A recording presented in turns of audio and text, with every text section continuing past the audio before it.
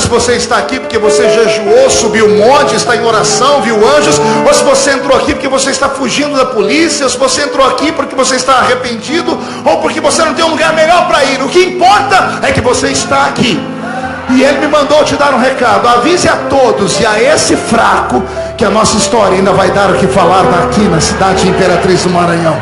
E só quem crê nisso dá um grito para empolgar o coração desse pastor. Mateus tira uma foto de Jesus como rei. Marcos tira uma foto de Jesus como servo, como escravo. Lucas tira uma foto de Jesus como homem, mas não homem comum. No Evangelho de Lucas você vai encontrar mais de 30 vezes a expressão filho do homem. E homem com H. E o filho também. Lucas fala do homem perfeito. Se você olhar no Evangelho de Lucas inteiro, você vai encontrar algumas coisas que vai te fazer rir. Por exemplo, o Evangelho de Lucas é o evangelho que mais curas e milagres tem. Pergunte por quê? Porque Lucas é médico. Quando Paulo escreve a carta aos Filipenses, ele diz: está comigo Lucas, o médico amado. E como médico, ele era fissurado em doenças e curas. E como ele foi fazer um relato da vida de Jesus, ele viu que por onde Jesus passava, tinha curas. Então ele fez questão de relatar todas as curas. Era a maneira dele dizer assim: eu não curo, mas ele cura. Então Lucas desenha para nós um homem do ponto de vista do homem, um homem perfeito. Por que homem perfeito? Pergunte para mim, por que homem perfeito? Porque Lucas não é judeu, Lucas é grego. E todos os gregos tinham uma fascinação pelo corpo humano. Ora, é na Grécia que nascem as Olimpíadas. Foi na Grécia que nasceu essa história de homens e mulheres malharem os seus corpos. As academias, os templos do corpo humano nasceram na Grécia Antiga. Porque o grego tinha fascinação pelo corpo humano. Se você pegar as figuras, as imagens dos deuses gregos, você vai ver a perfeição deles. Todos bonitos, musculosos, as mulheres extremamente sexys e os homens extremamente viris, porque eles tinham uma tara pelo corpo humano, para que o corpo humano fosse perfeito. Então Lucas, como é grego e é médico, ele desenha um Cristo que não tem defeito. Ele desenha o Filho do homem, porque só há um Filho do homem, aquele que está sentado à direita de Deus Pai nesta noite, olhando para nós aqui nesse ambiente. Posso ouvir um glória a Deus? Mateus tira uma foto de Jesus como rei. Marcos tira uma foto de Jesus como servo. Lucas tira uma foto de Jesus como homem perfeito. Sobrou João. Sobrou quem? Pergunte para mim, João, pastor. João me faz respirar. João me emociona. Porque João não é erudito. João não é preparado. João não é escriba. João é sócio de Pedro na pescaria. Quando Jesus chamou Pedro, João estava com Pedro dentro do barco. Os dois são pescadores. Se são pescadores, são homens do povo. Se são homens do povo, são homens sem letra. São homens que não sabem ler nem escrever. Os evangelhos são atribuídos a eles, mas não foram eles que escreveram de próprio punho. Eles ditavam, a tradição era oral, e alguém no futuro escreveu os livros. Entenderam até aqui? Pois bem, agora João me deixa com medo. Pergunte por quê? Porque ele escreve em uma linguagem que um homem normal não escreveria. Você lembra como começa o evangelho dele? Dá arrepio. Ele diz assim: no princípio era o verbo, e o verbo era Deus, e tudo que foi feito por ele, e sem ele nada do que foi feito se fez. Ele veio para os seus, mas os seus não receberam. Mas a todos quanto receberam, deu-lhes o poder de serem feitos filhos de Deus. E é ele que mais tarde vai falar para mim que Deus é romântico. Oh glória, mexeu com o coraçãozinho aí. Vou falar de novo. É João que vai falar para mim que o meu Deus é romântico.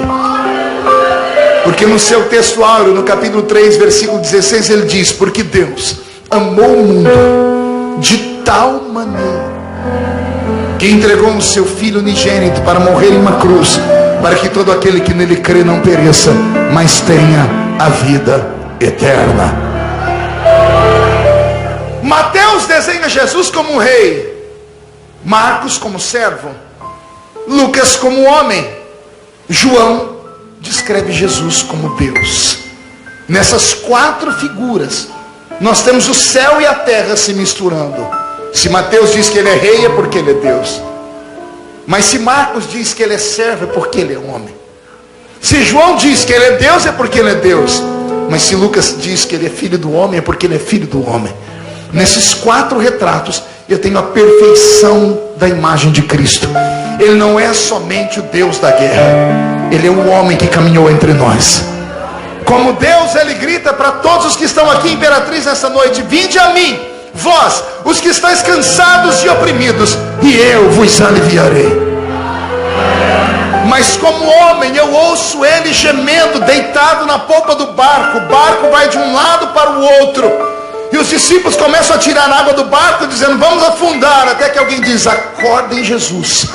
Fique imaginando por que Jesus não acordava num barco que se chacoalha de um lado para o outro e está quase afundando. Não acorda porque está extremamente cansado. Ou seja, como homem ele ficou cansado, mas como Deus, ele alivia o fardo de todos os que estão cansados. Como homem, ele senta em cima de uma pedra, olha para uma mulher, a mulher samaritana, e diz para ela: eu tenho sede, me dá um pouco de água para beber. E a mulher, de maneira truculenta, nega a água a ele. Aí sai o homem de cena e vem um Deus. E o Deus que vem fica de pé e diz a ela: ah, se tu soubesses quem sou eu, você me pediria água, e eu te daria uma água que quem bebe dela nunca mais tem sede. Como homem, podemos encontrar, se possível fosse, lá em Jerusalém, em um cartório, a sua certidão de nascimento. Porque como homem, ele teve mãe, mas não teve pai.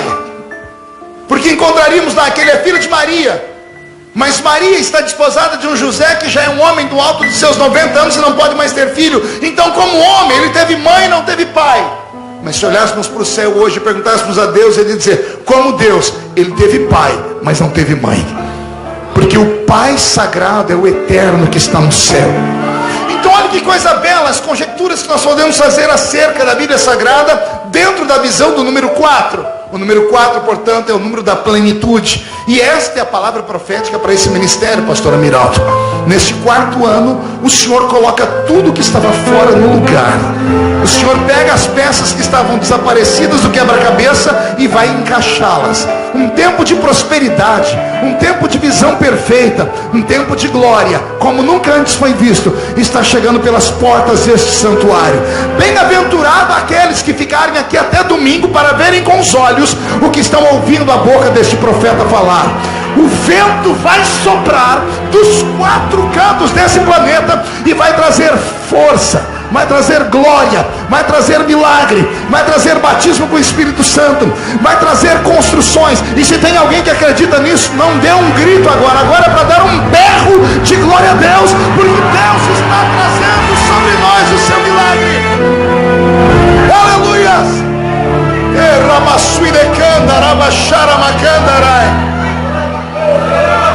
O profeta Ezequiel diz que só é vida se o vento, ou seja, o espírito. A palavra espírito vem do grego ruach. Qual a palavra em grego? Não ouvi. Pergunte o que significa.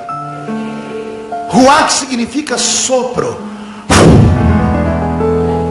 ou hálito. Quando o Senhor diz ao seu profeta: só vai haver vida nesse vale de ossos secos se o vento soprar, e ele vai soprar da plenitude, então o que está morto ressuscitará. Eu aprendo com Deus aqui que milagres só podem acontecer se o Espírito de Deus resolver se movimentar dentro do ambiente.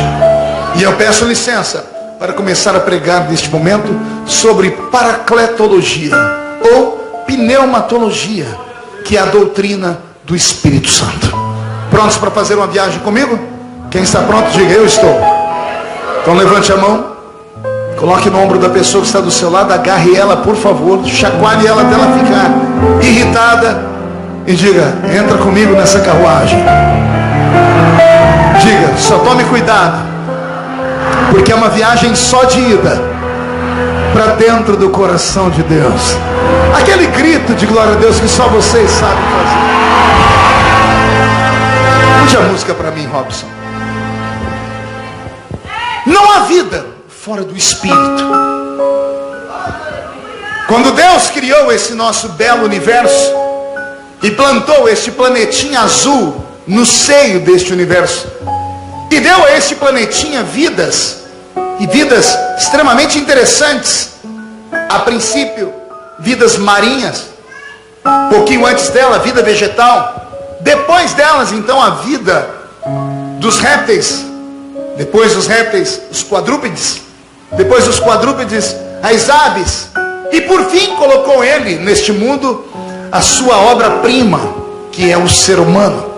E o ser humano Deus colocou no mundo em duas etapas. Pergunte como? Não, pergunte quais. Na primeira ele ainda estava se inspirando. E ele fez um rascunho, porque todo grande artista, antes de fazer a sua obra final, ele faz um rascunho. E o rascunho tem nome, pergunte qual? Homem. Aí Deus vem e aperfeiçoa na sua obra-prima. Pergunte qual é o nome da obra-prima? Mulher.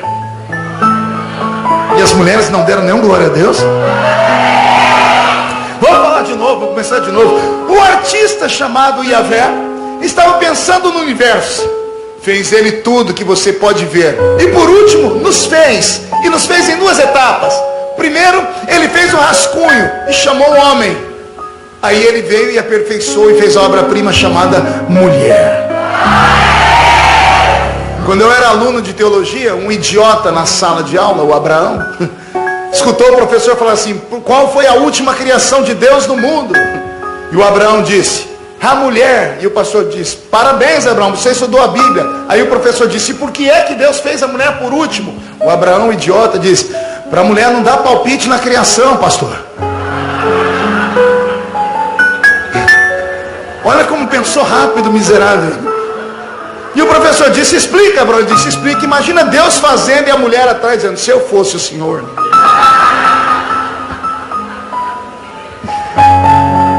E eu naquela hora não me contive, porque eu fui criado numa casa cheia de mulheres, minha mãe, minhas tias, minhas primas. E eu falei: não, eu conheço mulher não é um problema. Pedi a palavra e disse: professor, eu tenho um outro pensamento. Para mim a mulher foi feita por último porque o homem não passou de um rascunho. A obra-prima é a mulher. O que seria de nós sem essas belas criaturas que Deus fez? Mas depois de elogiar, preciso dar um puxãozinho de orelha. Posso? Quando eu chegar no céu, vou arrumar uma confusão com o apóstolo São Paulo. Quer perguntar o porquê? Porque Paulo, quando quer doutrinar a igreja, ele manda um recadinho para nós homens. Porque ele nunca teve uma. É fácil dar palpite na vida dos outros, né? Como é que você vai entender uma criatura? Ai meu Deus, fala ou não fala? Como é que você vai entender uma criatura que sangra, se morre? Como é que você vai entender uma criatura que enxerga diferente de nós normais, seres humanos? Pergunte: como assim, pastor? Cadê os homens casados? Levante a mão aí para eu ver vocês, os sofredores. Me falem como é a tortura de vir para o culto com a família. O senhor fica pronto em 2 minutos e meio. Aí só senta na sala e a mulher está lá no quarto. 5, 10, 15, 1 hora, 2. E daqui a pouco começa a escutar os gritos lá dentro. Não tem nada para colocar. Achando que roubaram o guarda-roupa. Porque ela está falando que não tem nada lá. Aí o senhor chega no quarto, tem roupa caindo por cima da cama, no chão, guarda-roupa, está pendurado em cima. Tem roupa, não nada. Porque é uma criatura que enxerga diferente da gente. Por isso eu disse, quando chegar no céu, eu vou falar: Paulo, você está perdido na minha mão. Quando eu era jovenzinho na igreja, eu me converti, abri a Bíblia de qualquer jeito e caiu num texto que eu não devia ter lido. Pergunte qual? E Salomão teve 700 mulheres e 300 concubinas. Eu falei: tô feito. Eu falei: isso aqui é religião. Chamei o líder de mocidade e disse: quer dizer que a gente que é crente pode namorar todo mundo? Ele botou a mão na minha cabeça e disse assim: eu vejo não uma pomba gira, eu vejo um pombal girando na sua cabeça. Terrível. ele falou, larga a mão disso, rapaz, você tem que... vai ser crente, vai se converter. Mas o Salomão, ele disse, Salomão era outra coisa, em outro tempo, em outra história. E eu confesso, fiquei morrendo de ciúme de Salomão. Mas quando eu me casei, eu tive uma paixão. Falei, coitado de Salomão. É sério, gente. Imagina quando a mulher da gente vai para o shopping com aquele cartão de crédito. Uma mulher, sozinha, com cartão, deixa a gente desequilibrado por 6 meses. Imagina 700 mulheres indo para o shopping com 700 cartões de crédito, mais as 300 concubinas. Depois ninguém sabe, porque o coitado quase perdeu a salvação. Está na Bíblia que Salomão quase foi para o inferno, porque no fim da vida ele se curvou diante dos ídolos das mulheres dele. Quando eu chegar no céu também vou arrumar uma confusão com Salomão. Pergunte por quê. Como não podia ter 1000, eu me apaixonei por uma única lá na igreja, a irmã Edileuza, que hoje é minha esposa. E a irmã Edileuza era linda. Eu morava num bairro muito pobre, e todo mundo da igreja tinha cabelo ruim. A Edileuza era a única que tinha cabelo liso. Então a gente olhava, todo mundo apaixonava por ela. Que era uma coisa diferente, não é porque o cabelo era liso, é porque ela era diferente, branquinha, filha de italiano. E eu chamei o líder da mocidade e disse, Marco, ele chamava Marco também, como é que eu faço para conquistar a Edileuza? Eu disse, vai, seja romântico, escreve uns versinhos para ela. Eu disse, os versinhos que eu conheço não vai prestar, que eu estava vindo do mundo, né? Eu falei, eu queria sim uns versinhos de crente. Tem versinho de crente? Ele falou, tem um livro inteiro na Bíblia só de versinho de crente. Eu disse, qual? Ele falou, Cantares de Salomão. Gente, eu me acabei. Eu fui para casa, eu li o livro de Cantares, eu decorei o livro de Cantares, eu ficava recitando como se fosse Shakespeare, porque é muito lindo. Você já leu o livro de Cantares? É um livro de poemas da Bíblia, coisa muito linda. E eu falei, o que é que eu vou escrever para ela? E eu, depois de ler várias e várias horas, eu escolhi o versículo mais tchan, porque eu sempre fui meio extravagante. Falei, eu quero chegar chegando, eu quero algo que cole, impacte, ela nunca mais me esqueça. Eu peguei o versículo que eu achei mais lindo, mais exótico, mandei para ela, escrevi um bilhetinho, coloquei embaixo assim, PS, por favor, responda na Bíblia. Eu falei, ela vai pegar o texto, eu pensei, ela vai responder assim, vem amado meu, vem saltando pelos montes. Está escrito lá no livro de Cantares. Eu falei, ela vai ler também, vai responder ali. Eu acho que o problema que deu foi o perfume que eu borrifei naquela carta. Porque tem uma época que a gente era idiota, a gente fazia isso. Foi a desgraça do almíscar, só pode ser. O almíscar é o perfume que o anticristo vai usar na grande tribulação, com os crentes desviados que ficam nessa terra. E paralelo ao almíscar tem a leite de rosa e seiva de alfazema. Deus já te libertou disso? Dá glória a Deus aí. Eu acho, Miraldo, que foi a porcaria do almíscar. Porque eu cheguei na escola dominical, depois da escola dominical fui para o ensaio da mocidade, falei, irmã Edileuza, eu queria dar um bilhetinho para a senhora. Ela pegou, colocou no meio da Bíblia e disse, depois eu vou ler, irmão Marcos. Aquela coisa de crente fiel, né? Uma semana depois eu chego na escola dominical, ela está sentadinha, meu coração saindo pela boca. Quando a gente vai para o ensaio, ela tirou o bilhete e disse, irmão Marcos, aqui está a resposta, conforme o senhor pediu, viu? Eu peguei, corri para o banheiro, fechei a porta, sentei no trono. E antes de abrir eu fiz assim. Não tinha cheiro de nada. Eu falei, deve ter esquecido. Aí eu abri e começava assim a cartinha. Como o senhor pediu, a resposta vai na Bíblia. Estava escrito, o Senhor te repreenda, Satanás.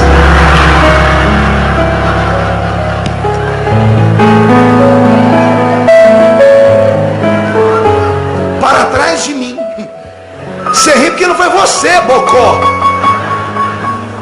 Até hoje, o tempo passou, as coisas mudaram, mas até hoje quando eu toco nesse assunto, ela sai de perto de mim.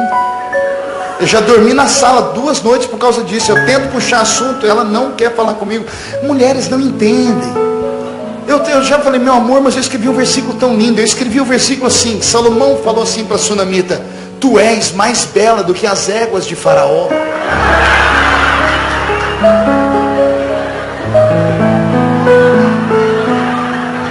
O quê?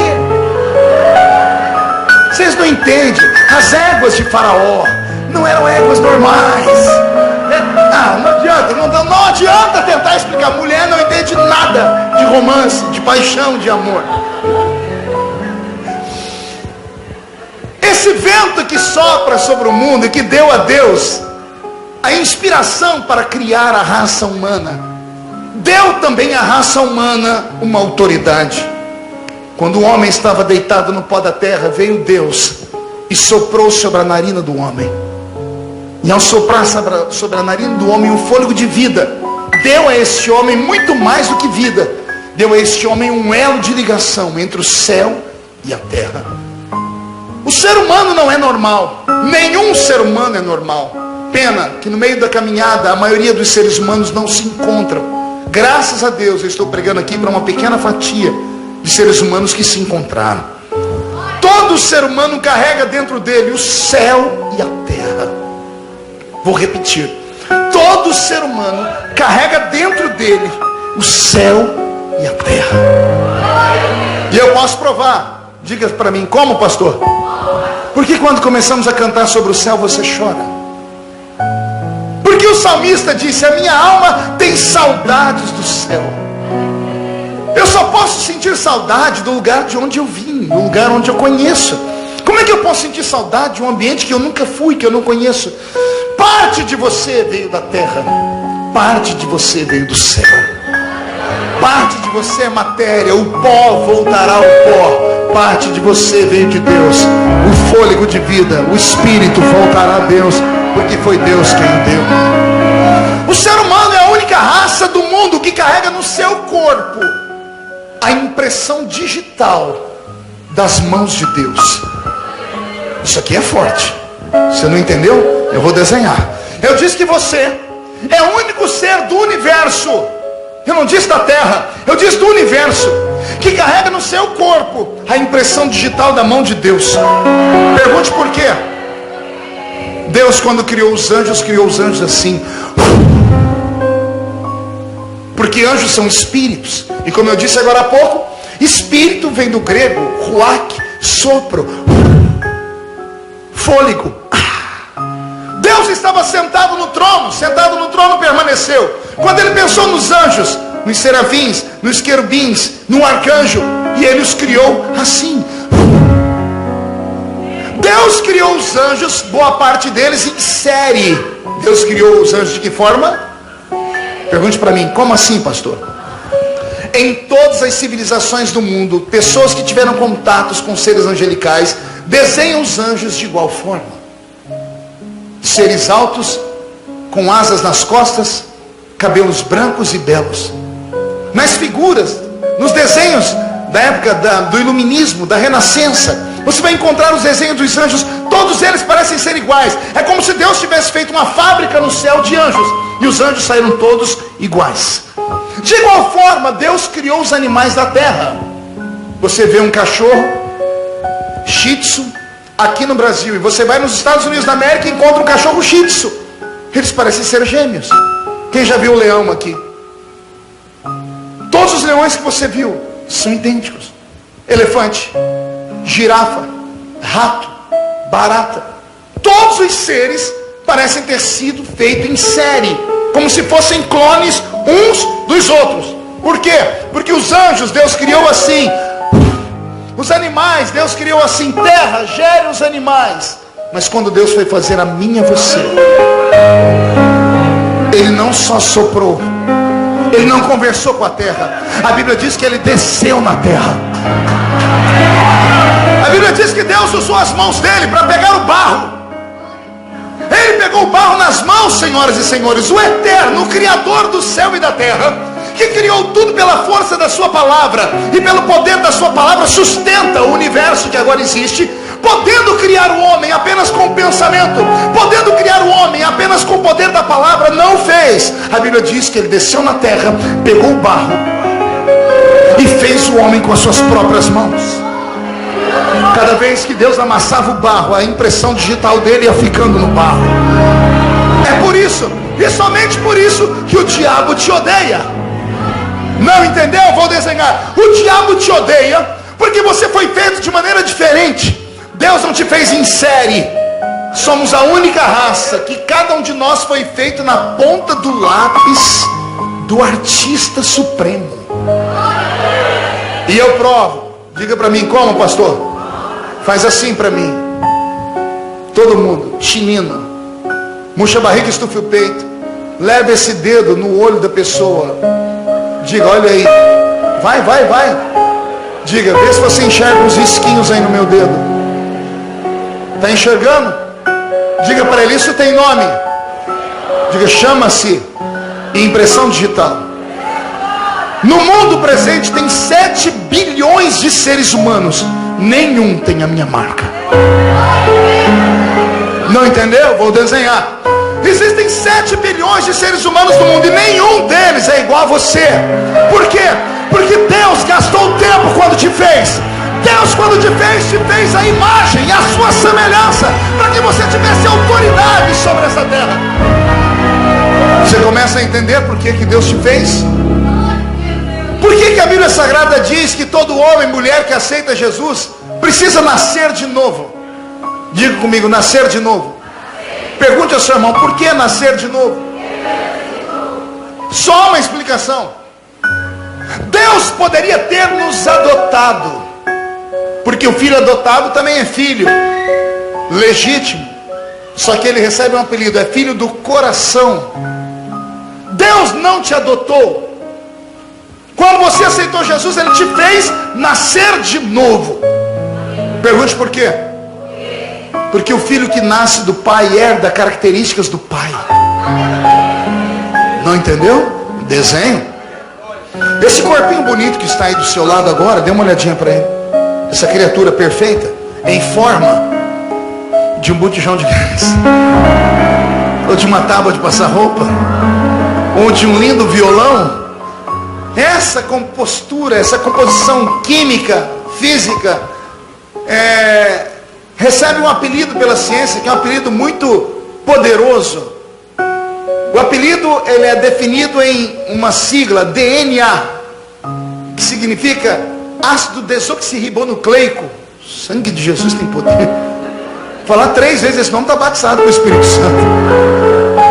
Somos um amontoado de ácido desoxirribonucleico. E tudo que nós temos é herança do pai, da mãe ou da árvore genealógica. O olhinho torto é do papai, o cabelinho ruim é da mamãe, a perna torta é do vovô. Essa melanina na pele sabe Deus de quem é. Você não vê que às vezes um casal de negros tem um filho loiro do olho azul? Isso já deu pano para manga. Mas aí quando vão rascunhar o DNA, encontram que são filhos das pessoas mesmo. Porque há 4, 5, 6 gerações atrás, alguém na família era europeu e branco. Então nós somos informações. Quando Deus te fez nascer de novo, Deus estava dizendo assim: eu não quero que você apenas se pareça comigo, eu quero que você seja um pedaço meu andando pela terra. O diabo, quando te olha, tem inveja de você. Ele te inveja por tudo. Ele te inveja pela sua família, porque ele não tem família mais. O diabo não tem mãe, ele teve um pai por criação, mas esse pai o deserdou, porque ele tentou ser maior do que o próprio pai. Ao cair e pecar, ele perdeu tudo. Ao perder tudo, ele foi banido do céu. Ao ser banido do céu, ele criou um reino para ele, um reino completamente desorganizado. Que eu diga às pessoas que conhecem aqui o presídio de Pedrinhas: facção A é endemoniada, facção B é endemoniada. Tem demônio nas duas facções, e as duas facções vão e brigam e arrancam a cabeça um do outro. Demônio brigando com demônio. Um reino dividido não subsiste. O diabo, além de não ter família, tem um reino completamente perdido. Aí ele olha para mim e para você. Ele vê que nós, aparentemente falando, nós somos inferiores a ele, porque somos de carne e osso. Mas quando ele olha para o céu e vê como Deus nos olha,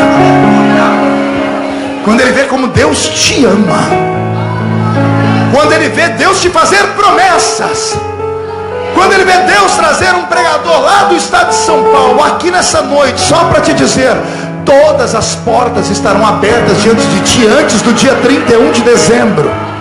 Quando ele vê Deus trazer um pregador para te falar que o número 4 é o número da plenitude, é o aniversário da igreja, mas o presente é seu, ele se desespera, porque ele sabe que tudo que Deus fala, ele cumpre. Porque passa o céu, passa a terra, mas as palavras que saem da boca do Senhor não podem passar jamais. O que é que nos torna tão diferentes? Pergunte a mim, o que é, pastor? A habilidade que temos de falar com Deus. Como eu disse, o Espírito Santo foi soprado dentro do homem no início do mundo. O homem, como Espírito Santo, recebia Deus no Éden. E Deus falava com o homem cara a cara. Deus falava com o homem cara a cara todos os dias, na virada do dia. À tardezinha ele caminhava pelo Éden. Falava com o homem. Após o pecado, o homem foi se separando de Deus. Chegou um ponto em que Deus olhou para a raça humana e disse: o meu espírito não ficará mais com o homem. Então Deus escolhe a família de Noé para refazer com ele um pacto e destruir a raça humana, porque a raça humana havia cometido pecados horríveis. E termina um ciclo onde o homem e Deus eram amigos. Noé sai de dentro da sua arca e, talvez pela crise existencial, pelo trauma, planta uma vinha, bebe, fica bêbado. Seu filho mais novo ri da sua nudez, e toda a desgraça que tinha antes do dilúvio brota na terra depois do dilúvio. O Espírito de Deus não está mais na terra. Os homens que nascem pós-dilúvio são homens horríveis. Nimrod, o poderoso caçador diante do Senhor, aquele que empreendeu a construção da Torre de Babel, a história diz que ele matou o pai para manter relações sexuais com a mãe. Esta era a raça de homens que se levantaram no Velho Testamento sem a presença do Espírito Santo. Eram homens que só sabiam matar, roubar, casar e dar-se em casamento. A raça humana amaldiçoou o planeta Terra. A terra toda está em dívida com Deus. Deus abandonou a raça humana, a sua própria fé, a sua própria força, a sua própria crise. Mas parece que lá no céu alguém já intercedia por nós. Porque o Deus que abandona a raça humana e tira o Espírito Santo da terra, de repente transforma a terra num laboratório. Transforma a terra no quê? E ele pega alguns seres humanos e transforma em cobaias. Transforma em quê? E ele dá nome a esses seres humanos. Pergunte quais? Reis, sacerdotes e profetas. Porque esses três grupos de homens na terra vão ser cobaias de Deus, porque Deus tirou o Espírito Santo da terra. Agora Deus quer devolver o Espírito Santo. Só que Deus não enche o homem com o Espírito Santo. Deus pega um conta-gotas, vai em cima do profeta e pinga sobre ele um pouquinho do Espírito Santo. E o profeta fica valente e começa a profetizar. Quando ele termina de profetizar, Deus vai lá e tira o Espírito Santo do profeta. E o profeta volta a ser um homem comum. Já leu essas histórias na Bíblia? Você já leu que o profeta Ezequiel, esse do livro que eu li, passou 2 horas na beira do rio Quebar, desse jeito, ó. A Bíblia diz que ele ficou 2 horas com a boca aberta. Pergunte por quê? Ele queria profetizar, mas não tinha inspiração. Por que não tinha inspiração? Porque não tinha o Espírito Santo. O Espírito Santo era derramado para aquela função. Terminava, o Espírito Santo saía. Você já ouviu falar do profeta Eliseu? A Bíblia diz que um dia Eliseu quis profetizar e não tinha inspiração, meu Emiraldo. Sabe o que ele faz? Ele encontra um tocador de adufe e ele manda o tocador: toque um instrumento. E Eliseu se esconde atrás do músico. A música vai subindo e de repente o céu se rasga. Deus debruça na janela do céu para ouvir a música. Eliseu dá um salto de trás do músico, vem para frente e diz assim: Deus, eu quero profetizar. Ele teve que usar um artifício para chamar a atenção de Deus. Todas as pessoas, quando leem histórias da Bíblia, pensam que esses homens eram poderosos. Por exemplo, quem ouve a história de Sansão acha que Sansão era um halterofilista, era uma mistura de Arnold Schwarzenegger com Rambo. Nada disso. Se eu conheço a Bíblia, Sansão era baixinho e gordo. Pergunte por quê? Porque era cachaceiro miserável. Todo homem que bebe, a barriga é desse tamanho. Você vai encontrar ele bebendo lá na cidade de Gaza. Bebeu tanto que desmaiou. Fecharam a cidade. Os filisteus disseram: vamos matar esse homem. Mas o miserável tinha promessa. Oh glória. Pegou aí? Ele é bêbado, desgraçado, mas tem promessa. Não é que o Espírito Santo veio sobre ele bêbado. Ele foi para a porta da cidade, arrancou o portão. Não pense que o portão era como o da sua casa, era o portão de uma cidade. Não era o portão de uma casa, de um cômodo. Era uma cidadela, era um portão maior do que aquela parede de vidro que eu tenho ali na frente. Pelo menos umas 3 toneladas de madeira. A Bíblia diz que ele arrancou o portão, e ao invés de jogar o portão fora ali, ele botou o portão no ombro. E eu fiz questão de pegar a geografia do texto. Ele subiu uma montanha. Ele carregou aquele portão no ombro por 30 quilômetros. E lá no alto da montanha ele jogou o portão. E eu perguntei a Deus, para que tudo isso? Para se mostrar? E Deus disse para mim, não, isso é um recado para vocês. Falei, qual? A porta que eu abro, não tem quem feche ela mais. Pegou aí? Sansão, as pessoas pensam que ele era forte sempre. Não, era só quando Deus pingava sobre ele o Espírito Santo. Pingava, ele ficava forte. Terminava, o Senhor tirava. O Velho Testamento inteiro é um grande laboratório. Deus não queria dar o Espírito Santo mais ao homem. Pergunte por quê? Porque o homem não merece ele. O homem não merece ser amigo do Espírito Santo. Todas as vezes que nós, como igreja, lembramos do Espírito Santo, atribuímos a ele a força da água, ou do vento, ou do óleo, ou do fogo.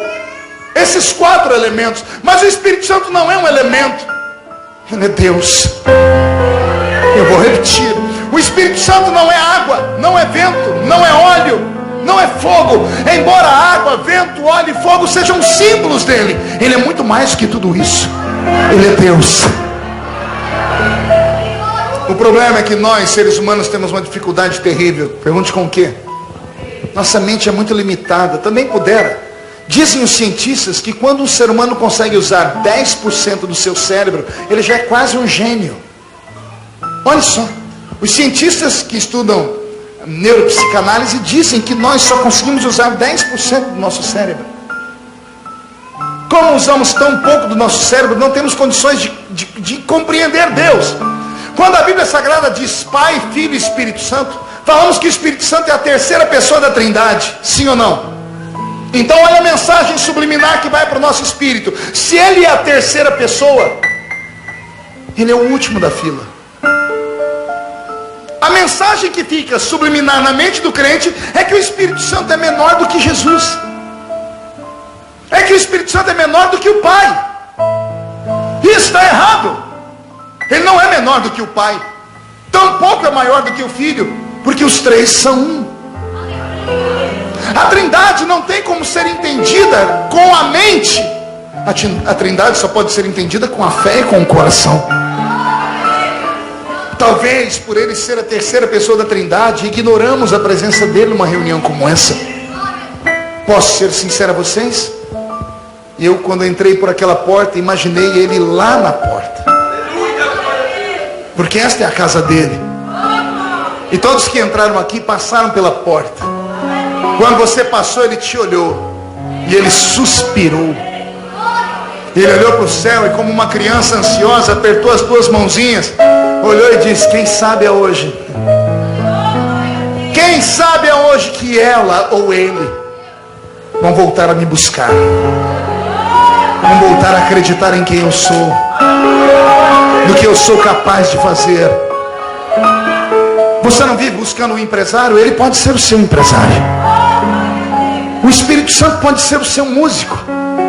O Espírito Santo pode ser o seu professor. O Espírito Santo pode ser aquilo que está faltando na sua vida para te dar aquela alavancada, aquele upgrade que você precisa. Mas ele só pode atuar na sua vida, primeiro, se você acreditar que ele existe. Segundo, se você der a ele o valor que ele merece. O Espírito Santo está aqui. E mais, a Bíblia diz que vós sois templo do Espírito Santo. Calma aí. Se eu sou templo do Espírito Santo, se você é templo do Espírito Santo, significa que ele mora dentro de nós. Sim ou não? Então vou fazer uma pergunta: o Espírito Santo está dentro de você? Vou perguntar de novo: o Espírito Santo está dentro de você? Então, com todo respeito, como é que alguém que tem o Espírito Santo consegue ficar o culto inteiro com essa cara feia, parecendo que foi batizado num pote de vinagre?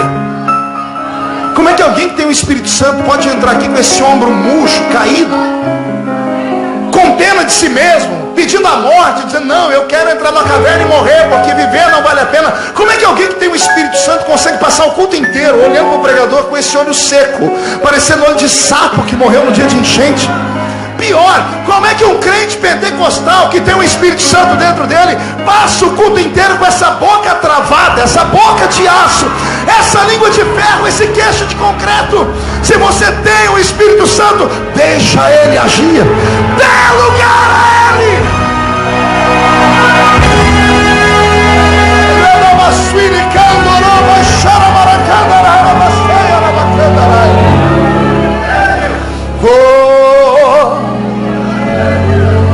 Ele está aqui. Ele é invisível, eu não posso vê-lo, mas eu posso senti-lo.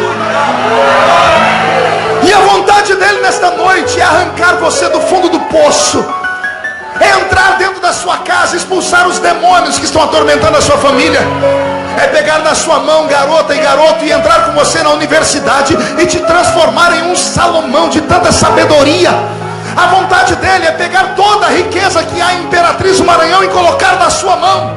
A vontade dele é te dar dons como nenhum outro ser humano ainda teve nessa terra. Mas ele não pode fazer isso. Pergunte por quê? Porque como Deus, ele estabeleceu um limite. Ele te deu um livre-arbítrio. O que significa, pastor? Significa que ele só pode atuar na sua vida se você deixar, se você quiser. E ele só pode ir até onde você deixar. O homem moderno do século 21 não acredita em mais nada. Ele acredita na força do seu braço, acredita na força da sua consciência, ou da força do seu dinheiro. Se pudéssemos voltar no tempo a 40, 50, 60 anos atrás e colocássemos aqui um velho crente para contar os testemunhos dele, você ouviria ele dizer como era a vitória dele. Na ausência de hospitais e médicos, Jesus curava. Delegacia de crente, há 30 anos atrás, quando eu me converti, tinha outro nome. Chamava-se Círculo de Oração. Não entendeu, né? Vou falar de novo. A delegacia do crente chamava-se Círculo de Oração. A gente, quando tinha uma causa, ia lá no Círculo de Oração com um bilhetinho e falava para aquelas mulheres de coquezinho na cabeça e 2 dentes na boca, o zagueiro e o atacante, e dizia para elas: vocês podem orar para Jesus me dar vitória. E as mulheres entravam no mistério, iam para os seus quartos de guerra, subiam a montanha, oravam, até que do nada o milagre acontecia. Eu tenho aqui um pensamento que queria compartilhar com vocês. Eu penso que o Deus do deserto era mais Deus do que o Deus de Canaã.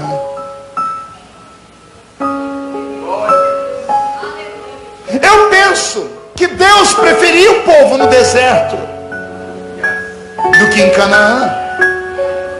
Quer perguntar o porquê? Porque no deserto eles precisavam dele para tudo. No deserto ele era pai e mãe. No deserto ele era cozinheiro. No deserto ele era estilista. No deserto ele era churrasqueiro. No deserto ele fazia sombra. No deserto ele acendia uma coluna de fogo.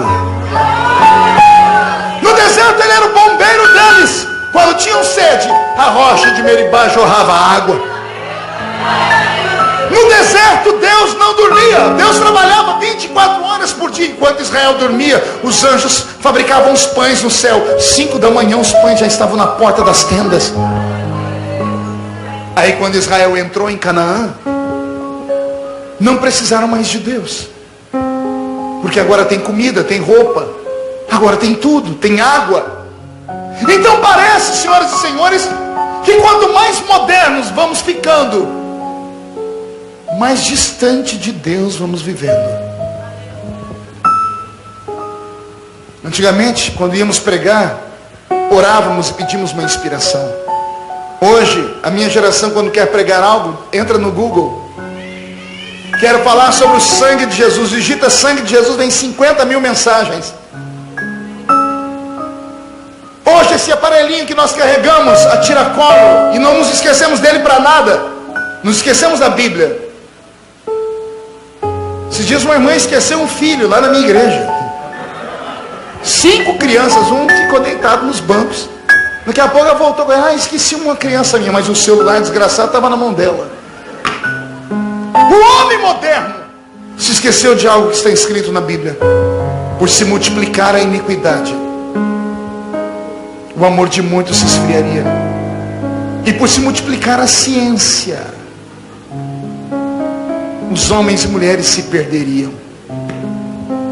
O Espírito Santo nunca mudou. O Espírito que operava nos cultos quando eu era criança é o mesmo que está aqui. Só que quando eu era criança, no meio desse culto já tinha gente dançando e profetizando, falando em línguas e interpretando línguas. Pergunte por quê? Porque os crentes criam, os crentes buscavam, os crentes entendiam. Quando Deus transformou o mundo num grande laboratório e Ele começou a derramar o Espírito Santo sobre algumas pessoas, Ele percebeu que isso era bom. Então Ele começou a ampliar o seu leque.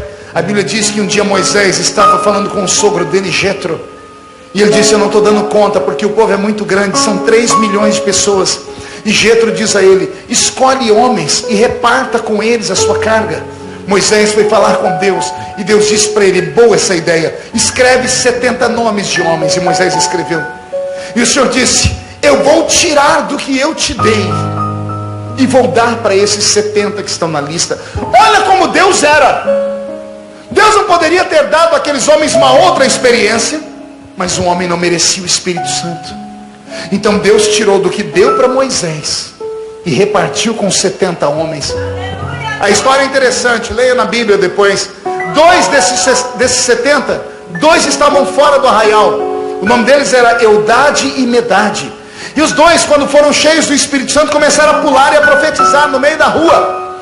Um enxerido viu os 2 pulando. Ao invés de ir lá e abraçar eles para receber do mesmo Espírito, foi até Moisés para entregar os 2.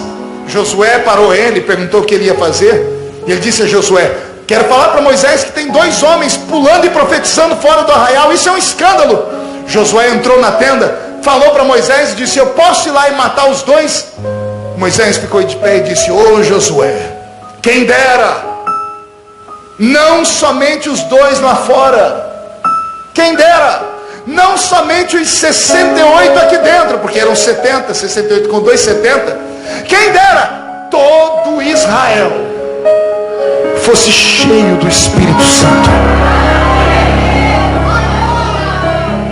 A vontade de Deus, portanto, era derramar o seu Espírito sobre toda a raça humana.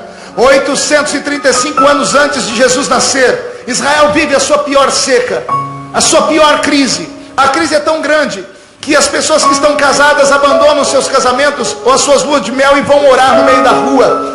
A situação é tão grave que a Bíblia diz que os homens que criavam vacas, pegavam as vacas resolveiras e levavam para o meio da rua, para que o sol as queimasse e elas balissem e mugissem, para chamar a atenção de Deus.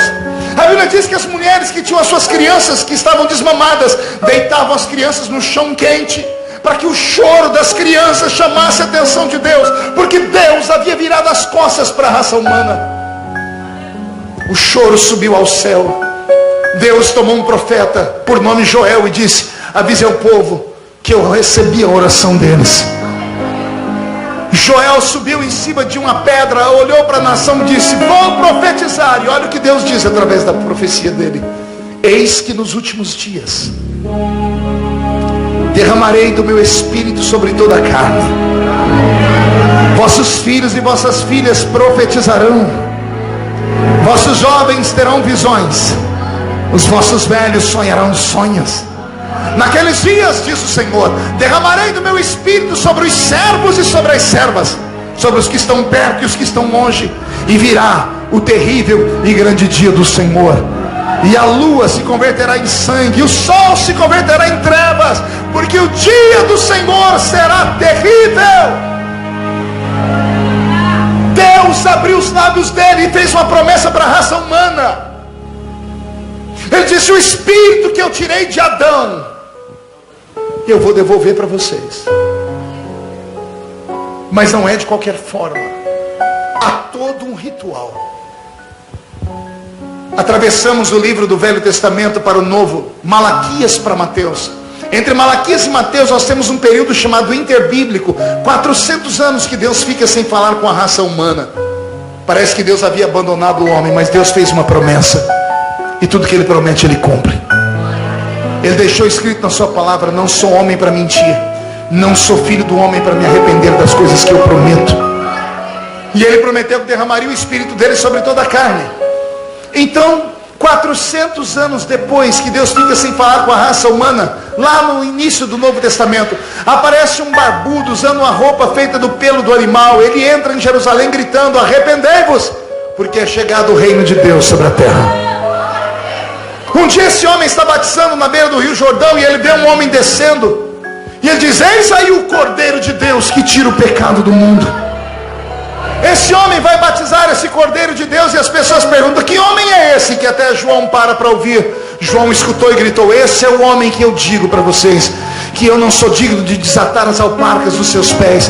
Eu, na verdade, vos batizo com água para arrependimento, mas ele vos batizará com o Espírito Santo e com fogo. Percebe? A primeira profecia do Novo Testamento é sobre o Espírito Santo. Ele vos batizará com o Espírito Santo e com fogo. Passa o tempo, Jesus Cristo está terminando os seus dias na terra. Ele chama os seus discípulos e faz a eles a seguinte ordem: ficai em Jerusalém, até que do alto sejais revestidos de...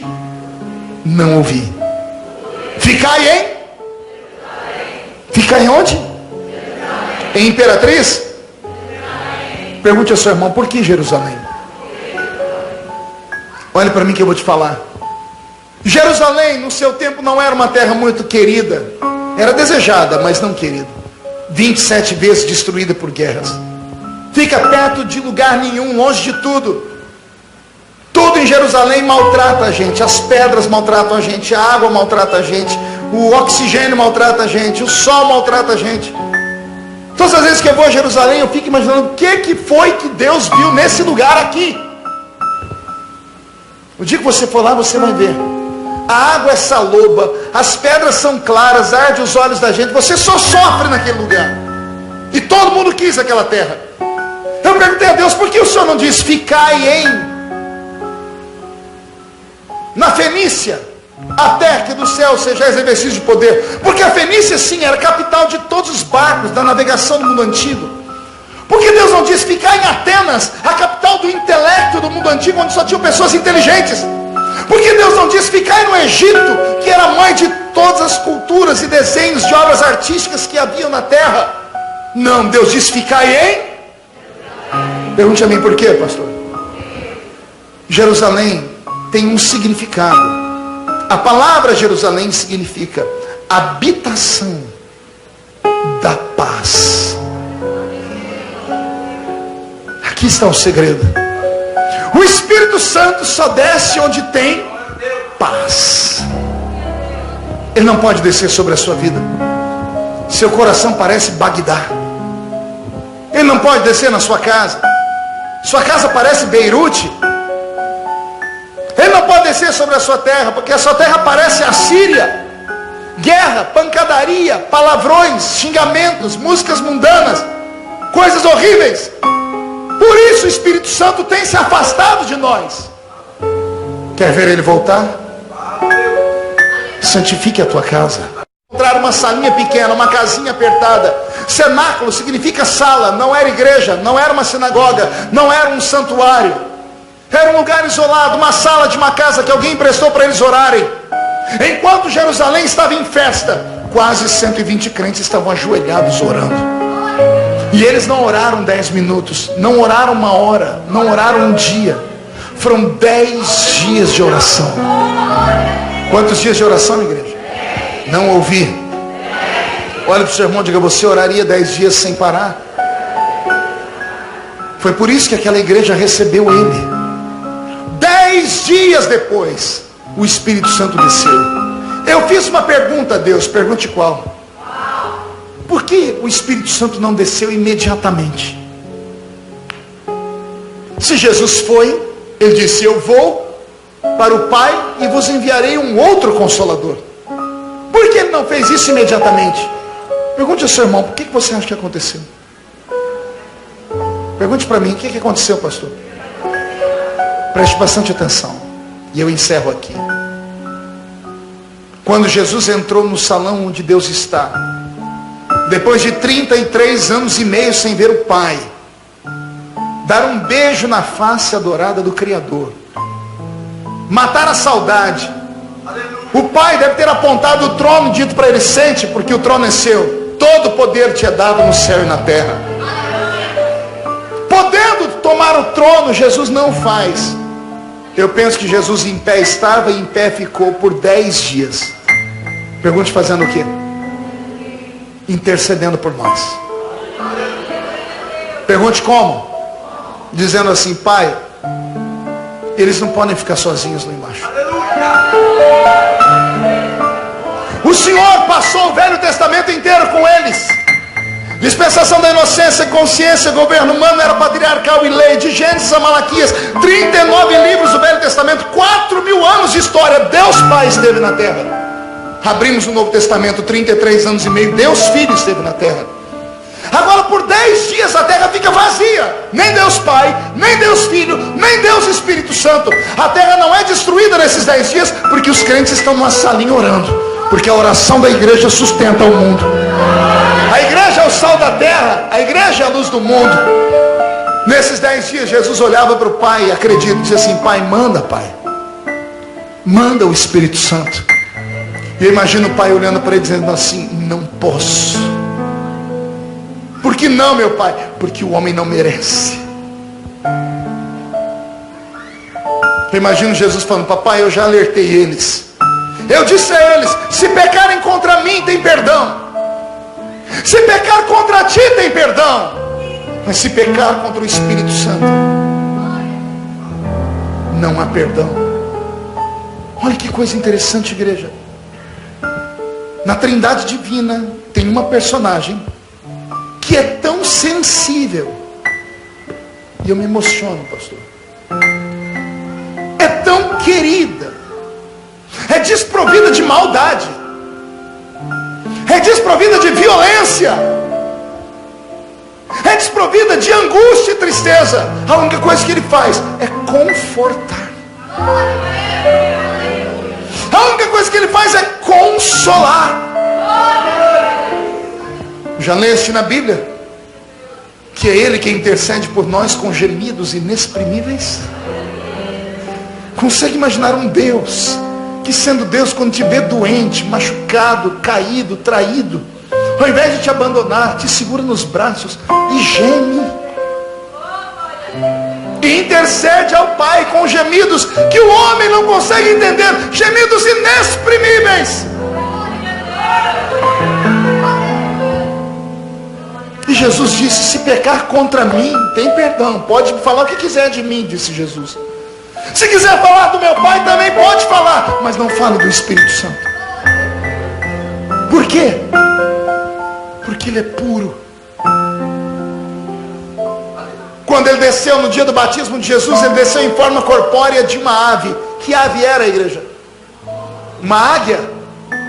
Um urubu? Um papagaio? Forma corpórea de uma? Não ouvi de uma?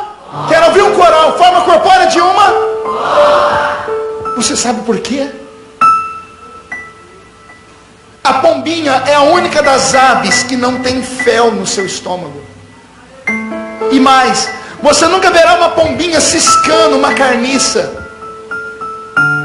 Uma águia, por mais poderosa que seja, ela mata, ela destrói. Uma pombinha não. Por isso que é símbolo da paz. Quando Noé soltou lá na arca, ele soltou uma pombinha que viajou por 3 vezes. Na primeira vez ela voou, não teve lugar para pousar, voltou. Na segunda vez ela voou, não teve lugar para pousar, voltou carregando no bico um ramo de oliveira. E depois ela voou e não voltou mais. Era Deus falando todas as viagens que ele faria sobre o mundo. Na primeira vez ele voou no Velho Testamento inteiro. Pousou no coração de Abraão, Abraão enxotou. Pousou no coração de Davi, de Moisés, eles enxotaram. No coração de Sansão, eles enxotaram. No coração de Salomão, todos os homens enxotaram. Não tendo lugar para pousar, voltou para o céu. Aí a porta do céu se abre e vem a pombinha de novo. Agora vem em forma de Deus Filho.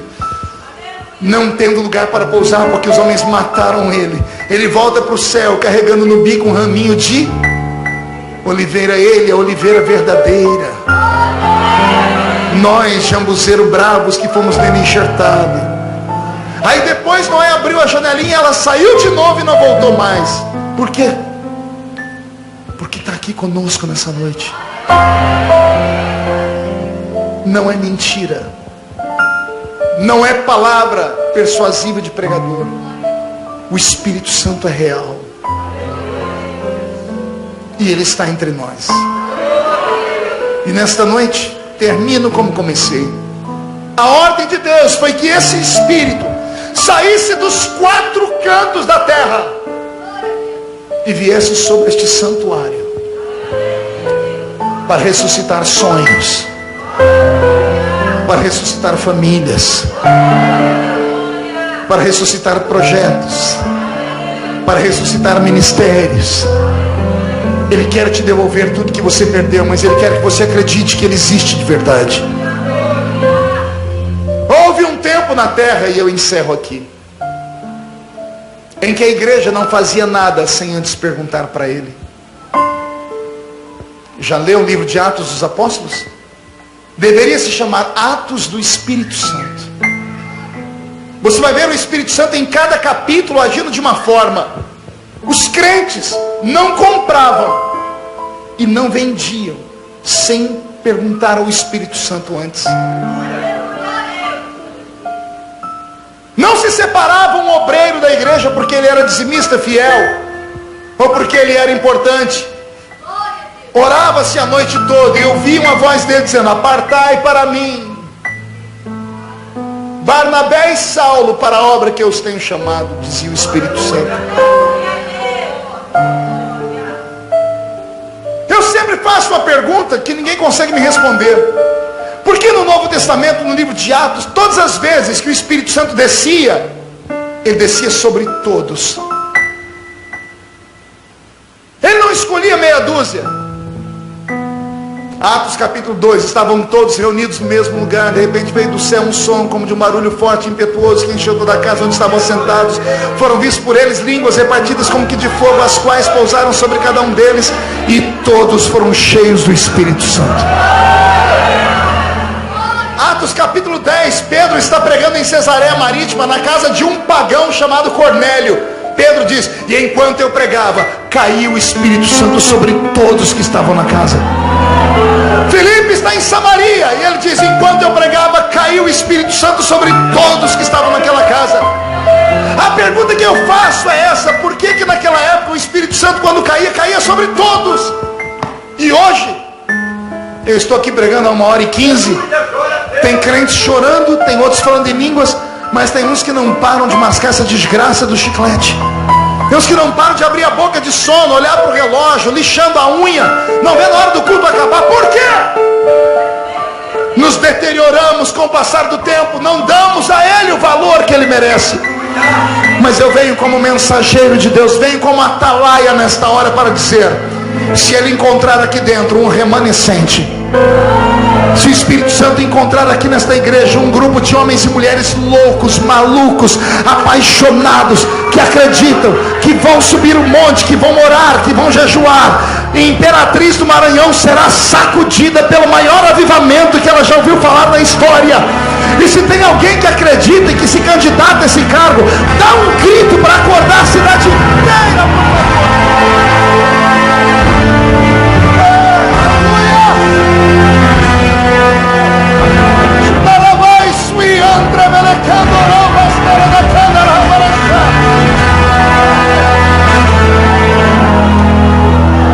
Olhe para mim, já estou encerrando. verdade. Os crentes que amam a história da igreja, que são leitores assíduos de livros, que acompanham alguns ministérios antigos, que já leram o livro Heróis da Fé, que têm coragem de entrar pela internet e procurar os profetas que viveram antes de nós. Se você ler biografias de homens e mulheres que eu as li e conheci, você vai se encantar e chorar. Todo ano eu prego numa ilha nos Estados Unidos da América chamada Ilha de Martha's Vineyard. Fica em Massachusetts, na Nova Inglaterra. É a ilha de John Wesley. Alguém já ouviu falar de John Wesley? Pai do metodismo. John Wesley, o maior pregador americano que já pisou o mundo. John Wesley, que arrastou para aquela ilha no inverno 10 mil homens e mulheres para orarem e jejuarem por 3 dias para Deus dar o livramento nos Estados Unidos da América. Eu estava em Londres, na cidade onde ele nasceu, e fui na casa dele. Quando você entra na casa dele, que virou um museu do lado de uma catedral onde a rainha frequenta, você vai ver lá um ditame ditado pela rainha da Inglaterra, contemporânea sua. Ela disse assim: eu tenho mais medo de John Wesley ajoelhado no chão orando do que o exército da França inteiro armado até os dentes. Olha o que a rainha da Inglaterra diz: eu tenho mais medo dos joelhos desse homem do que de um exército armado. Aí eu fui na casa dele porque eu queria conhecer o gigante e chorei. Pergunte por quê. Ele tinha 1,5 metro de altura. Tem uma roupa dentro de um baú não, um armário de vidro, tipo uma cristaleira, que era a roupa dele. O sapato dele no Brasil seria 33. A mão dele era a mão de uma criança. Quando ouvimos falar de John Wesley, pensamos no gigante. Era um homem de 1,5 metro de altura, que promoveu o maior avivamento do seu tempo. Tem o santuário de Wesley naquela ilha. Todo ano que eu vou lá, eu sento no santuário só para ficar quieto uns minutinhos. É o ar livre, o corpo se arrepia. Wesley foi embora, mas o espírito que operava nele ainda está no mundo. Eu estava pregando numa cidadezinha dos Estados Unidos da América, no estado de Connecticut, e à noite fiquei sabendo que o pastor Benny Hinn ia pregar. Foi a primeira vez que eu vi o pastor Benny Hinn pregar, e eu fui para o estádio vê-lo pregar. Era o maior pregador do mundo. Falei, quero ver esse maior pregador do mundo. Me apresentei como brasileiro, me deixaram sentar na tribuna de honra. Era um estádio para mais 100 mil pessoas. Quando aquele homem chegou para pregar, ele me escandalizou.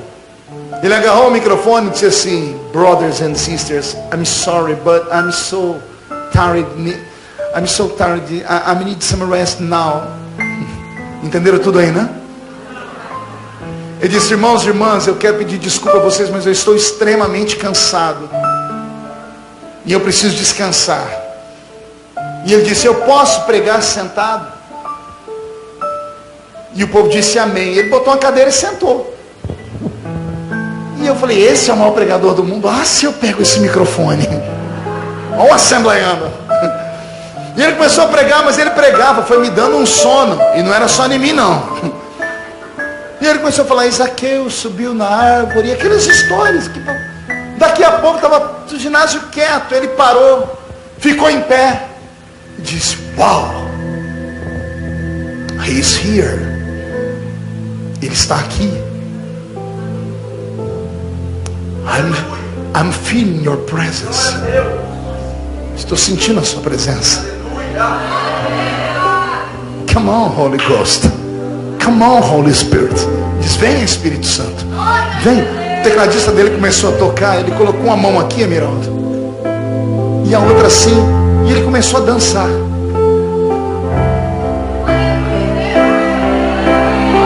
Sozinho. O ginásio todo foi ficando de pé sem ele mandar. Veio uma energia, um arrepio, como que está aqui na minha nuca agora. Foi tomando conta daquele lugar. Ele parou nessa posição. Naquela época, ele estava sendo perseguido porque ele soprava. Ele foi proibido de soprar nos Estados Unidos da América. Então ele estendeu uma mão para o ginásio e a outra mão para o púlpito. Aqui tinha, só o coral tinha 300 vozes e mais 500 pastores sentados. Ele estendeu as mãos e fez assim: Holy Spirit, touch the people now. Espírito Santo, toque o povo agora. Não ficou um em pé. Quando eu olhei, eu estava caído no chão. Eu levantei correndo, envergonhado, porque eu sou assembleiano. Fiquei em pé, as pernas bambearam, eu caí para o chão de novo. Eu saí me arrastando para a cadeira, procurando a cadeira. E quando eu olhei, tinha um monte de gente se arrastando também. Quando eu sentei na cadeira, eu falei: meu Deus, o que é isso? É um apocalipse. Eu nunca tinha visto aquilo. Daqui a pouco tinham 2 padres na tribuna, de batina. Eles foram se arrastando e chegaram no pastor Benihim e agarraram as pernas dele. O pastor Benihim tomou um susto e disse: What happened? What happened? O que está acontecendo? E eles falaram: queremos ser como você. E ele disse assim: This is possible, but change your life. Ele disse: isso é possível, mas mudem de vida. Um padre olhou para o outro, arrancaram a batina, o terço: queremos ser como você. Escute. Daqui a pouco, um tumulto de gente querendo dar testemunha. Eu olhei e vi um homem com a cadeira de roda no ombro. Chegou perto do pastor Benihim. O pastor Benihim disse: coloque a cadeira no chão. Ele disse: não posso. Ele disse: por que não? Porque eu fiz um voto. Minha mulher me chamou para vir para cá. Eu disse que você era um falso profeta. E eu falei que se Jesus me curasse, eu carregaria a cadeira no meu ombro até na minha casa. Você estava pregando e eu estava dormindo, porque você prega ruim demais. Eu falei: opa, não sou só eu que achei. E aí eu dormi. E eu acordei quando você disse: touch the people. Toque o povo. Porque alguém pegou minha perna e me puxou, que eu caí da cadeira. E eu levantei bravo: quem me derrubou da cadeira? Quando eu vi, estava em pé, curado.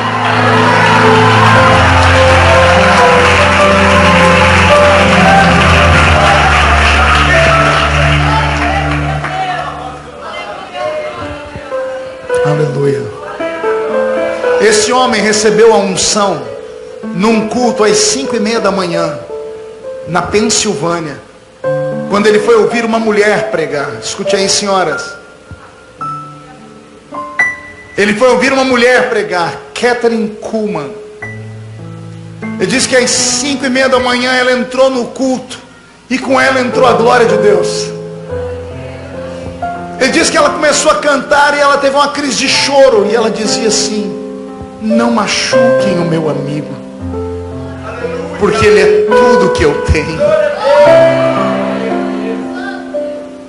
Ela falava do Espírito Santo. Ele disse que ela não pregou, ela só ficou nisso naquele dia. E uma glória tomou conta do povo. Ele, que era gago, saiu dali gago, chegou em casa, deitou na beliche no 2º andar. Ele disse que ele acordou no dia seguinte, sentou na cama e lembrou daquela mulher, ela dizendo: ame o Espírito Santo, chame ele para ser seu amigo, tenha um relacionamento íntimo com ele.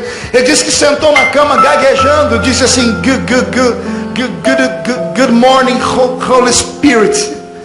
Ele disse: bom dia, Espírito Santo. Quando ele saiu da cama, pulou no chão, caiu e ficou 8 horas caído no chão. Levantou curado para se transformar no maior pregador do mundo. Lá na casa de Wesley, há 80 anos atrás, na ilha, uma criança que se perdeu do grupo de professores, porque a professora tinha aula de religião, levou as crianças para conhecerem a casa do pai do avivamento. E ela disse que Wesley orava do outro lado da cama. E as crianças perguntaram: como a senhora sabe? A professora mostrou do outro lado da cama, na madeira, 2 bolas escuras no chão, feitas pelo joelho de Wesley, que amassou a madeira de tanto que ele orava. E a professora disse: Deus procura um novo Wesley. Na hora de ir embora, uma criança se perdeu. As monitoras procuraram pela ilha, chegaram na casa. Quando abriram a porta do quarto, não viram ninguém. Quando foram saindo, escutaram um gemido. A professora abriu a porta, foi lá do lado da cama e tinha uma criança ajoelhada no mesmo na mesma marca do joelho de Wesley, só que o Wesley era adulto e a criança era muito pequena. A criança esticou as perninhas, por isso que ninguém via ela. E a professora falou que ouviu a criança dizer assim: Deus, eu quero ser o novo Wesley. Deus ouviu a oração dessa criança. Essa criança ainda está viva hoje. Chama-se Billy Graham, o maior pregador americano. Benny Hinn, John Wesley, Catherine Kuhlman, Billy Graham, todos tiveram a mesma experiência. Soltaram a mão dos homens e pegaram na mão do Espírito Santo.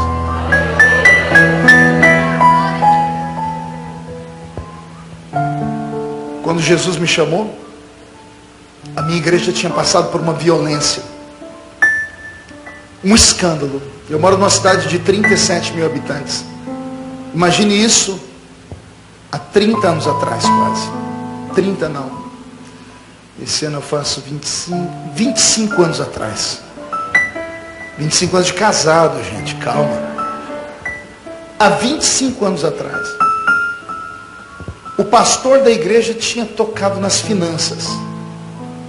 O músico da igreja, que era o mais querido de todos, foi preso, porque a cidade tinha um tarado, e a polícia prendeu o tarado que se exibia nu. E o tarado era membro da nossa igreja, era o músico da igreja. A cidade onde eu moro só tinha 2 grandes fábricas. Então, as fábricas sustentavam a cidade. Quase todos os homens trabalhavam na metalúrgica Orlândia. E um dos metalúrgicos era pai de uma menina de 10 anos na nossa igreja. E a menina contou um dia para o pai, para a mãe, que ele abusava dela desde os 8 anos. Foi preso. Tudo em uma semana. Uma igreja de 400 membros, ficamos com 15. Eu era diácono nessa época. A gente ia fechar a igreja. Mas aí o campo de Ribeirão Preto mandou um pastor novo assumir o templo. E chegou um pastor Valdivino. Ele tinha vindo do Nordeste. É um matuto, um homem simples, falava errado. Ele fez uma reunião com os diáconos. Ele disse: eu cheguei muito cansado de viagem. Quem de vocês é o pregador? E todo mundo apontou para mim. Ele falou: prepara para você pregar hoje à noite. Eu disse: pastor, não vou pregar não. Ele falou: por que não? A igreja está vazia. Dá vergonha falar que a gente é membro dessa igreja, pastor. O escândalo da cidade inteira sabe o que aconteceu com a nossa igreja. É ruim pregar aqui. Ele olhou para mim sério, apontou o dedo no meu nariz e disse: você é um homem, ou você é um saquinho de pipoca? Eu nunca tinha ouvido essa expressão. Eu falei: sou homem. Ele disse: prova. Vem pregar hoje à noite. Mostra que você é pregador de verdade, que não tem medo de nada. E eu voltei para minha casa com raiva. Era umas 4:30 da tarde. Eu entrei em casa, eu morava numa casinha de 3 cômodos. Eu falei para minha esposa: entra no quarto e se tranca. Ela falou: o que foi? Eu vou brigar com Deus aqui nessa sala. Eu tinha um toca-fita desse tamanho. Coloquei uma fita do Vitorino Silva cantando. Dobrei meu joelho. Encostei minha testa no encosto do sofá. A minha oração não durou 5 minutos. Eu falei: Deus, eu nunca subi ao púlpito sozinho, mas hoje eu preciso de uma experiência nova. Vem comigo.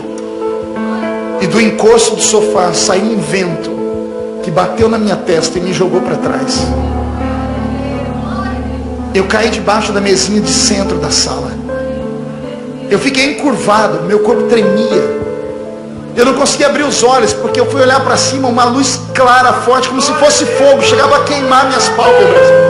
Eu pensei que estava morrendo. Eu disse: Deus, não me mata. E do meio da luz saiu uma voz dizendo: não é a morte. Hoje eu te dou um ministério de fogo. Onde você for, a minha glória vai. E onde você não for, a sua história vai. Porque eu levantarei um exército com fome e sede da minha presença. Para mim era 5 minutos. Quando eu fui voltando em mim, Miraldo, tinha passado mais de 40 minutos. Eu bati a porta do quarto e aí quem conta é a minha esposa. Ela disse que eu não estava normal. Eu não vi tomar banho, eu não me vi me trocar. Eu não me vi para a igreja. Os irmãos relatam que eu na porta da igreja ficava com o braço estendido, chorando e conversando sozinho. Eu não me lembro de nada disso. Eles disseram que eu estava abraçado com uma pessoa. Só podia ser o Espírito Santo. Naquele dia, todos os crentes que estavam afastados vieram, porque a cidade pequena, a notícia esparramou, vieram para ver o novo pastor. O pastor, quando me deu a palavra, eu li João 3:8. O vento sopra onde quer.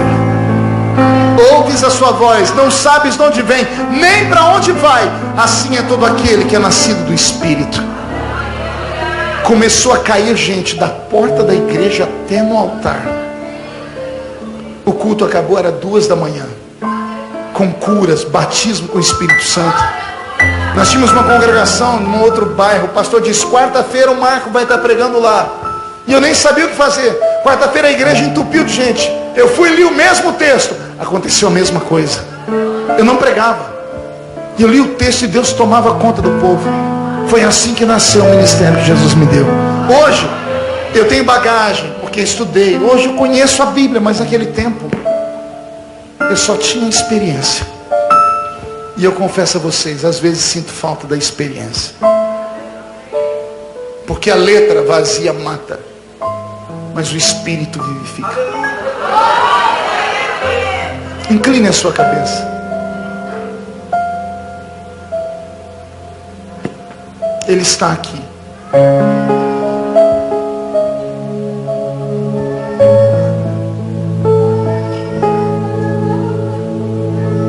Ele está em busca de alguém. Ele procura um amigo nessa noite. Ele procura uma amiga nessa noite. Ele é tão querido. Ele só queria um abraço nessa noite.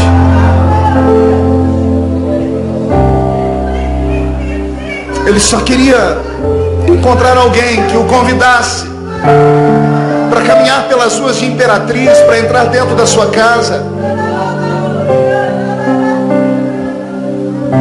O Espírito Santo está te procurando nessa noite.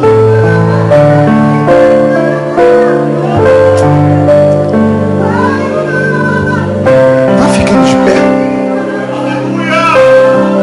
Cheira uma suri de câmara.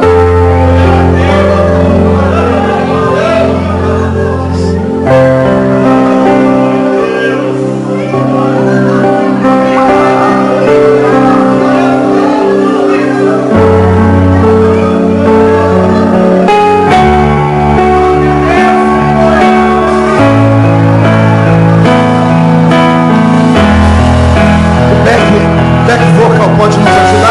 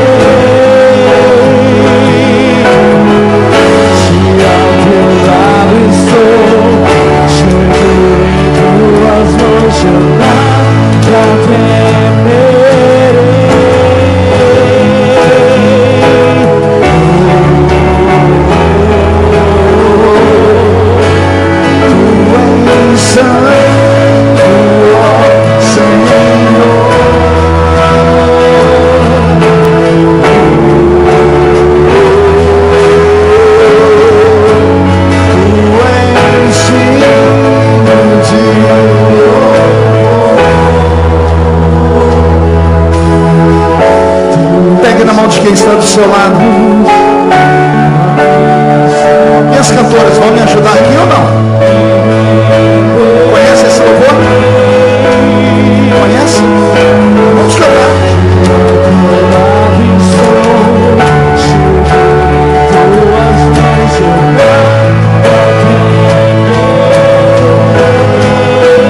Vamos.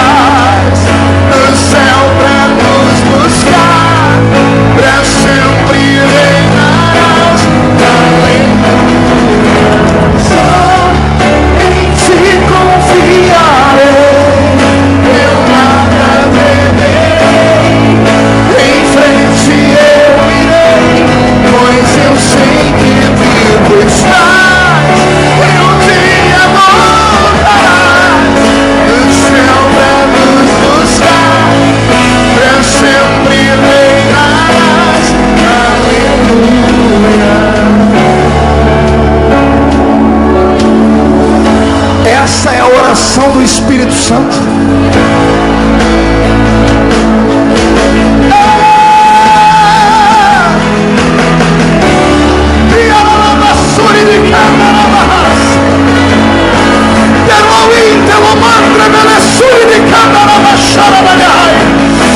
Cai sobre nós, Espírito Santo. Onde houver um crente batizado com o Espírito Santo, meu Deus, renova ele, renova ela agora. E quem nunca falou em línguas, seja batizado com o Espírito Santo. Eu nada temerei, em frente eu irei, pois eu sei que vivo estás, e um dia voltarás do céu pra nos buscar, pra sempre reinarás. Aleluia. Só em ti confiarei, eu nada temerei, em frente eu irei, pois eu sei que vivo estás, e um dia voltarás do céu pra nos buscar, pra sempre reinarás. Aleluia.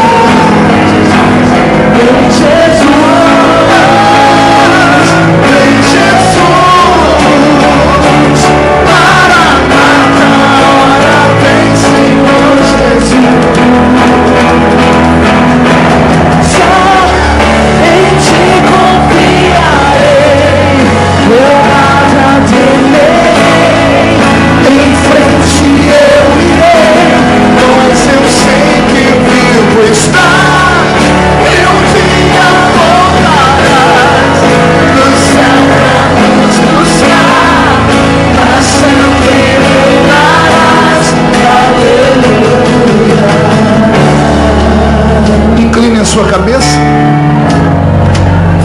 Tem um grupo de pessoas aqui dentro por quem o Espírito Santo está apaixonado nessa noite.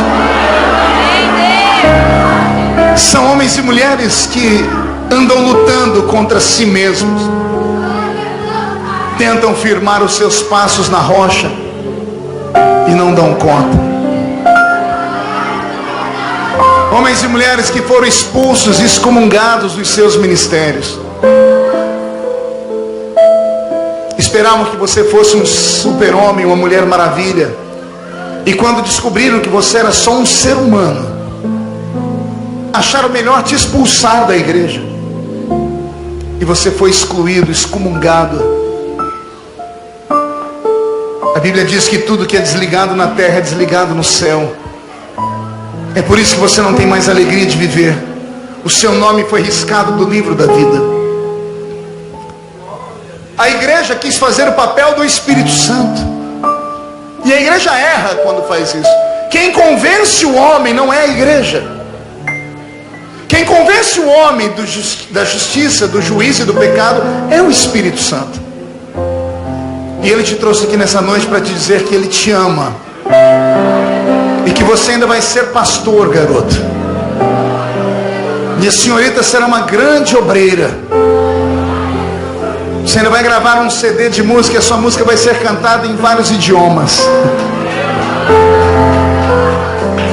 Mas só há uma maneira dele cumprir o que ele prometeu. Você precisa voltar. Vou pedir para abrirem o corredor aqui para mim. Abra o corredor para mim. Feche os olhos, incline a cabeça. Se você tiver coragem de sair do seu lugar e vir aqui perto de mim, eu vou orar pela sua vida nessa noite. E tudo que foi roubado da sua vida, Deus vai devolver. Pastor, mas se eu for aí na frente, o que vão falar de mim? Quem fala de você não paga as suas contas. Não morreu na cruz do Calvário por você. Mas se você sair do seu lugar e vir aqui perto, eu vou orar para Jesus devolver para a sua vida tudo que foi roubado. E quero pegar na sua mão, porque eu sei que você é uma guerreira, você é um guerreiro. Os homens desistiram de você, mas Jesus não. A igreja vai inclinar a cabeça. Eu quero saber onde está a primeira pessoa. Tem coragem de vir? Abre o caminho, por favor. Deixa as pessoas virem. Eu estou te esperando. Isso, chega aqui perto de mim. Deixa eu tentar pegar na sua mão aqui. Atravesse aqui o cantinho, olha.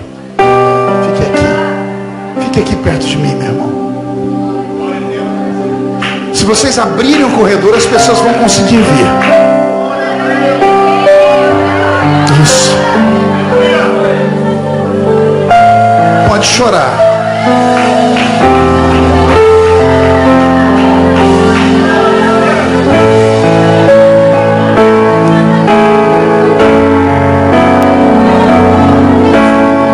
Vem chorando mesmo.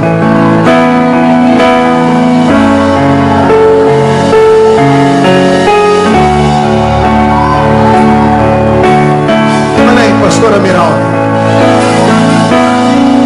pessoas afastadas da igreja, dos caminhos do Senhor.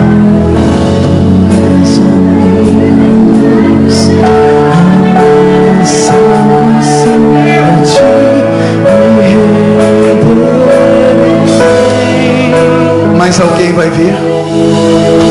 Se ao teu lado estou, seguro em tuas mãos, eu nada temerei.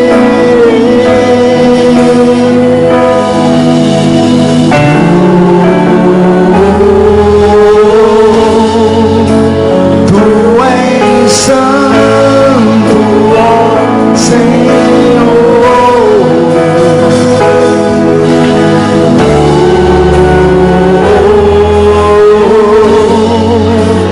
Tu és digno de louvor.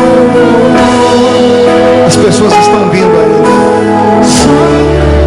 Em ti confiarei, eu nada temerei. Solta o falsete. Em ti eu irei, pois eu sei que vivo estás. Um dia voltarás do céu pra nos buscar. Eu sempre verás. Aleluia. Só em ti confiarei, eu nada temerei. Em frente eu irei, pois eu sei que vivo estás. E um dia voltarás do céu pra nos buscar. Pra sempre reinarás. Aleluia. A igreja estenda as mãos para cá. Você que está voltando, coloque a mão no coração. Quando terminar de orar, eu quero que esse grupo da igreja aqui venha e invada, dê um abraço, um beijo neles. A igreja está em silêncio, mas o céu está fazendo festa. Pai, eu me atrevo a te chamar de Pai,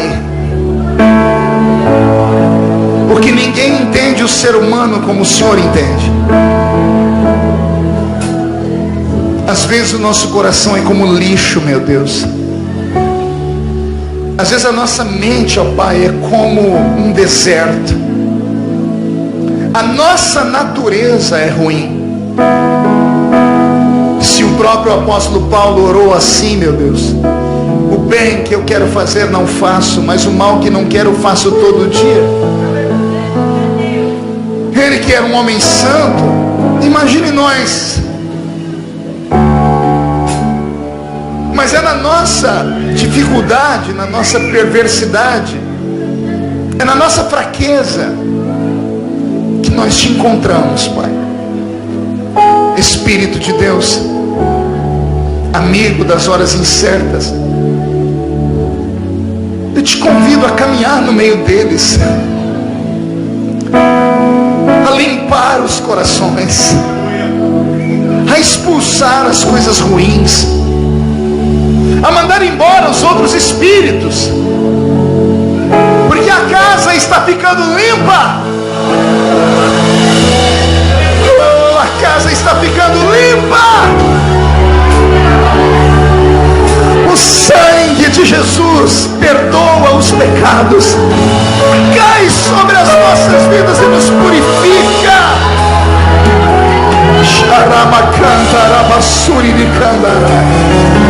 E eu profetizo que o nome deles está sendo escrito no livro da vida, e que quando esse culto terminar, eles voltarão para casa escoltados pelos anjos. Eles vão voltar nos próximos 3 dias para a festa, porque serão 4 dias de muita glória a partir de hoje. Como o número 4 é o número da plenitude, haverá uma plenitude de glória sobre eles. Profetizo a salvação, a libertação, o milagre, a proteção, a saúde, a prosperidade, em nome do Pai, em nome do Filho, em nome do Espírito Santo. E a igreja diz amém. Quem pode dar um abraço neles aqui?